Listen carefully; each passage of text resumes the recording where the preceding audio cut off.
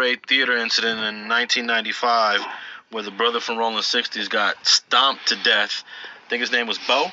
Oh, well, I know him as Kelly Jamerson. Kelly Jamerson. And the question is, how did that situation from the guy that got killed from 60s not escalate into something larger with Death Row Records? Big U will say because he was out. Wasn't out. Well, this was in the 90s. But this is what happened. He came, allegedly, he was on the DJ's guest list. DJ Quick was having this big problem with MC8 at the time. The melee started between everybody, just the Pyroots and pretty much any Quicks that would get, or any Crips that would get involved. And that's how they got stumped out. Now, stumped out like that if them other cats, whoever was with him, didn't run.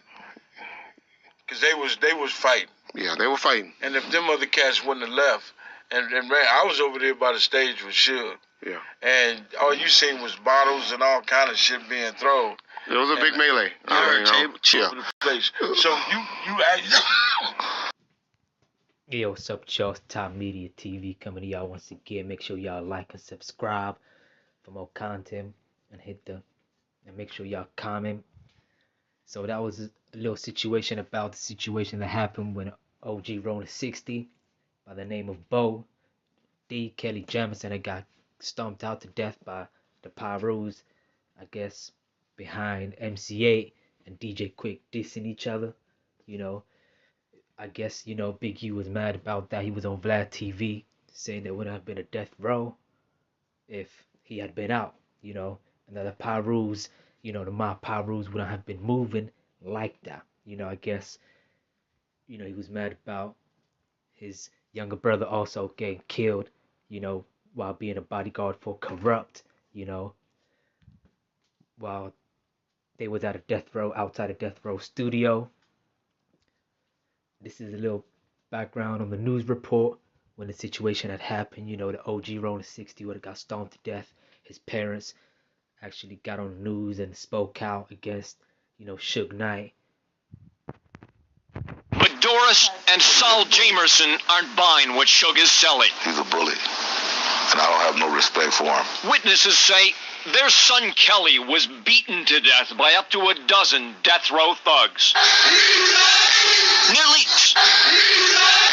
Nearly 2 years ago, Kelly had joined friends at this death row party following the Soul Train Music Awards.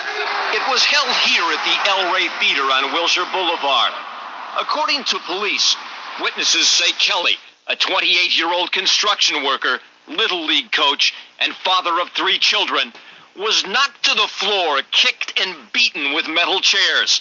Glass from broken beer bottles embedded in his scalp, his face mangled. All because of a perceived slight against someone from death row. I was told that he was aware that my son was there, was having an argument with someone, and he said, take care of it. And that's what they did. No one has... So that was a little background on the news report, about the Rolling 60 who got stomped out by the mob Pyrus behind the DJ Quick and the MC8 beef. I guess, DJ Quick had attended a funeral. His girlfriend had got killed, I guess. And the Rolling 60s allegedly had shut up the funeral because they had got word that DJ Quick was there. So I guess there was a lot of things going on. This is another OG from the Rolling 60s speaking on the dude, Bo D, whose real name was Kelly Jamerson, who had got stomped out. He was speaking on his homeboy. Homeboy, my gangbang partner, all that. Our kids the same age. He's married to my best friend. She's like a sister to me. They married, right? New niggas killed my nigga, man. You remember I was telling you about how them wars go on, man? Like, war with the Long Beach niggas and all this shit, man. Nigga 40 years old now. I mean, he had me about 1 year, man. You know, he died, man, behind that bullshit, man. That red, that blue. Yo, so let me know what y'all think. Do y'all think Big U was right in a Black TV interview saying, that there wouldn't have been a death row if he was out? I guess he was, saying that, they would have Suge Knight and his Pyrus from Compton wouldn't have been moving like how they was in LA had he been on the streets. He was in prison at the time. I guess, his younger brother getting killed, who was bodyguard for Corrupt outside the studio. And also him losing his OG homie, well, his homeboy, whether they was young or older, I'm not sure. I guess his homeboy got killed, stomped to death. I guess that left him, upset as anybody would be losing a homie. So, were you out when Death Row started to build up and Corrupt started? Not at all. You were in jail the whole time? Never happened when I had no Death Row. What do you mean? I love Suge to death, but he definitely wouldn't have been moving around L.A. like that. Because in L.A. at the time, you wasn't seeing blood. You wasn't wearing no red at that time. That wasn't happening.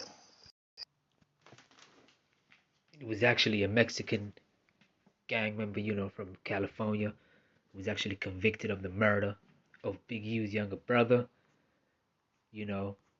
Goes on to say that, Big U's younger brother was killed while outside a studio, being a bodyguard for Corrupt while at death row.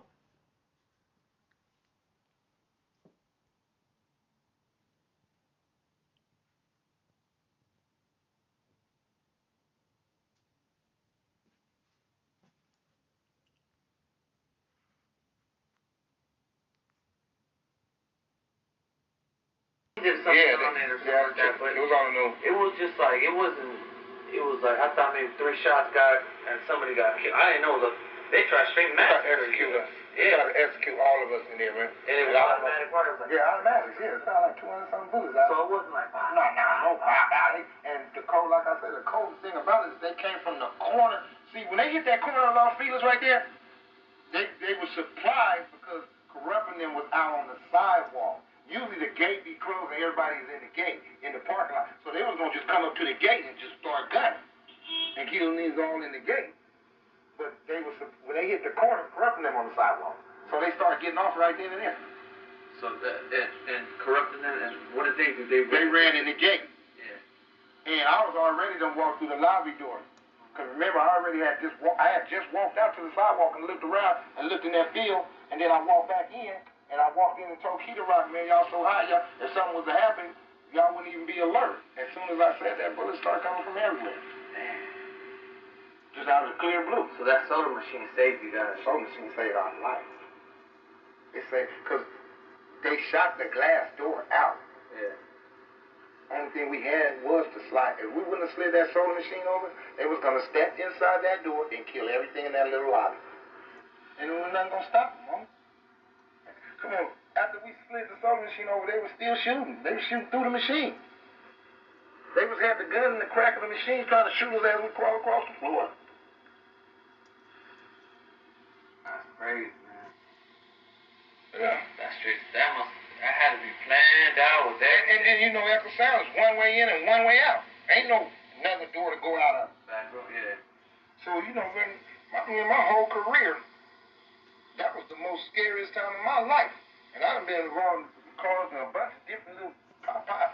And to be in there with no weapons and one way in, one way out, and just waiting on somebody to come kill you, is a cold mind thing. And you listening to them and they not stopping. They still shooting, and you wonder, where the police at? Well, they shoot one gun and then they come get us. They shot 100 bullets, ain't nobody came.